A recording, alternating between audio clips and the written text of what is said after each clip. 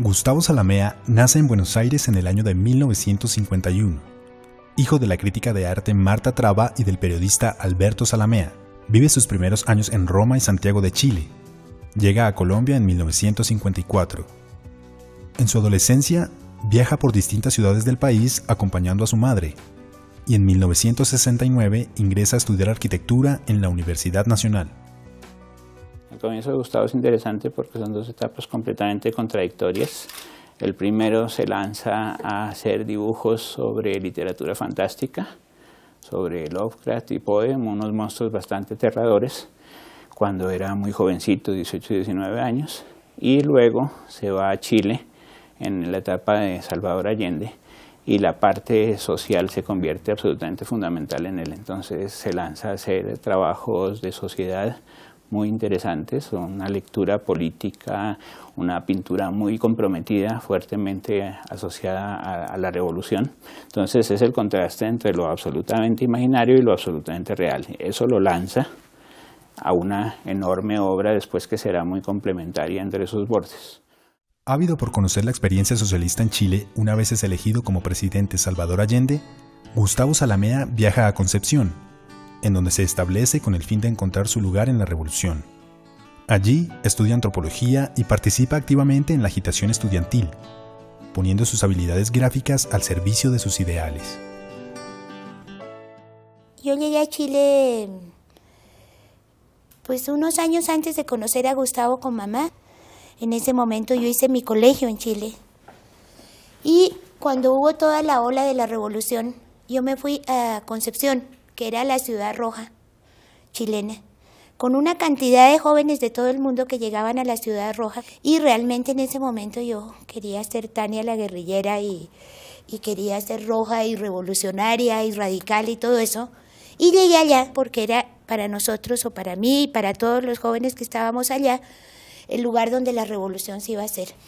Y en ese momento llegaron los chicos de Colombia. Los chicos de Colombia eran Ramiro Mariño, Simón Meckler y Gustavo Zalamea, que eran tres rubiecitos churrísimos, por los que todas las niñas se morían y que produjeron conmoción.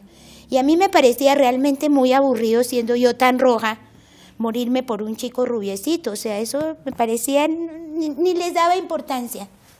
Pero Gustavo me empezó a asediar. Se hacía al frente mío, comía al frente mío, me miraba todo el tiempo, no me quitaba la vista de encima nunca y a mí realmente ya me producía fastidio.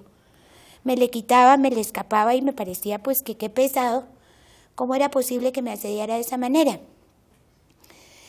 Y bueno, un día yo salía a la Plaza de Concepción, normalmente temprano en la mañana, y bueno, me dio casi un paro cardíaco, me sorprendí mucho, porque toda la plaza estaba empapelada con mi cara. Gustavo había hecho unos grabados de 1 metro por 1 metro sobre papel periódico, y era mi cara, y los pelos, que siempre fueron crespos, eran los pelos de la gorgona medusa.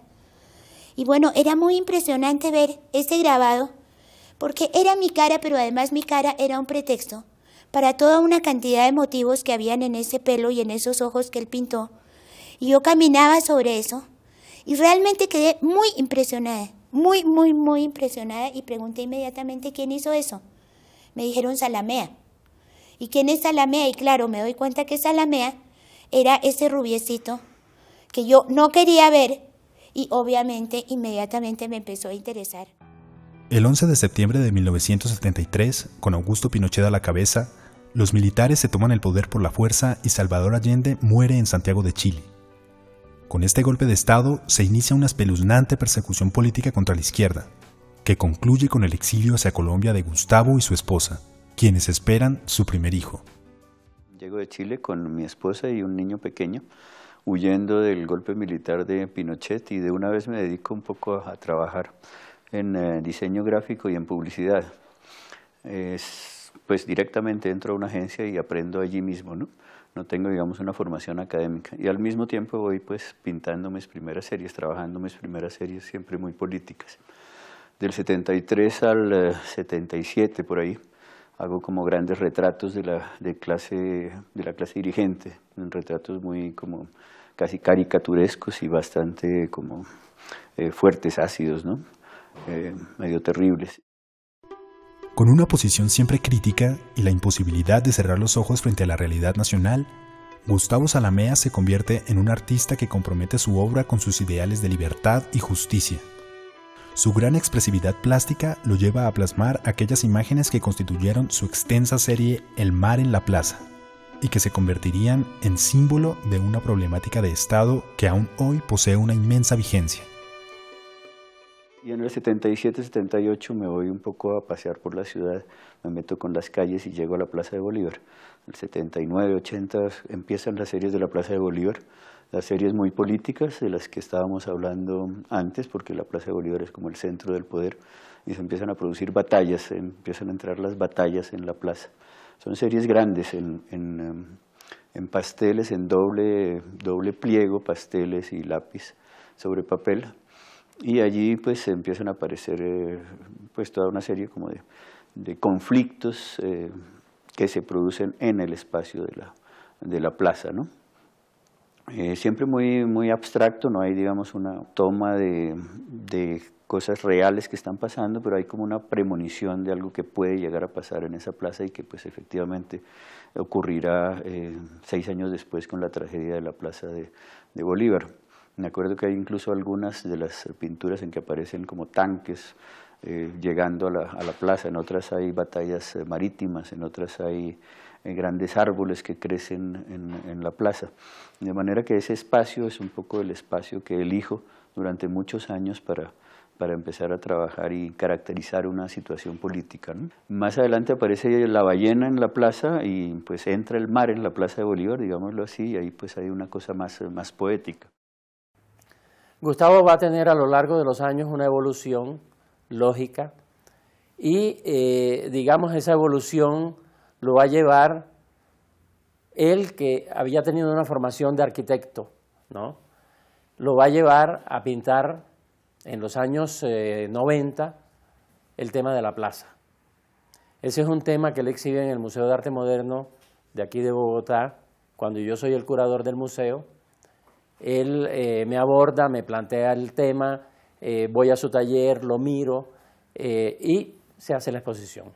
Una exposición realmente monumental, impresionante, porque algunos de esos cuadros son enormes, son cuadros que miden fácilmente, digamos, 2,50 o 3 metros de alto por 5 o 6 metros de ancho, ¿no? Eran como telones enormes, algunos de los cuales casi no caben en el museo por sus dimensiones.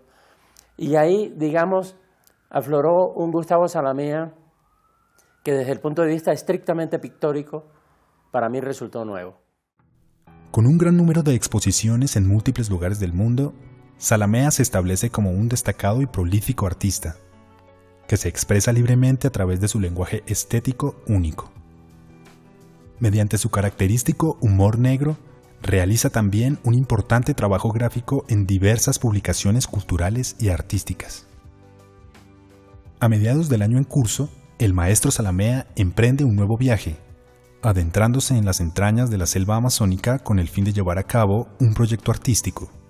Esta última travesía por el río Amazonas se convertiría en un nuevo comienzo, en la partida hacia su viaje infinito.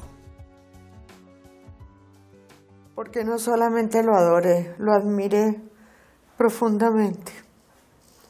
No solamente como artista, que fue un artista extraordinario, innovativo, valiente, con una crítica política de frente, pero siempre dentro de un idioma plástico bellísimo. Pero sobre todo lo admiré como ser humano.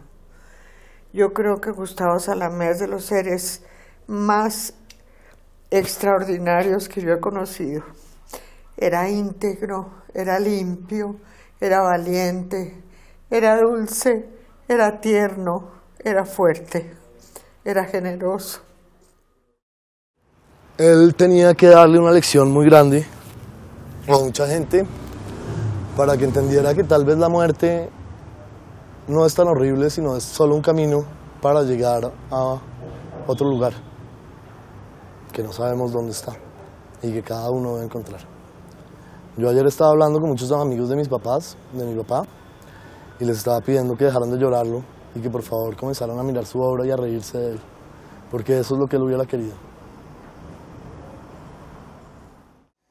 A mí me decía un nativo de la región, un guía turístico de origen indígena, me decía: la unión del negro y el solimois en Manaus es un acto de amor, y de ese acto de amor nace el Amazonas. Yo creo que Gustavo, como un romántico, fue detrás de ver esa maravilla, esa majestuosidad de los dos ríos juntándose para conformar el Amazonas, y que fue realmente el viaje de un romántico buscando las cosas maravillosas de la vida. Y yo quise imaginar a Gustavo no muriéndose en Manaus, o no Gustavo muerto, sino Gustavo Zalamea con toda su locura, con toda su alegría, viajando por este río, continuando su viaje entre el Río Negro al Amazonas y haciendo la continuación de su viaje final por este río.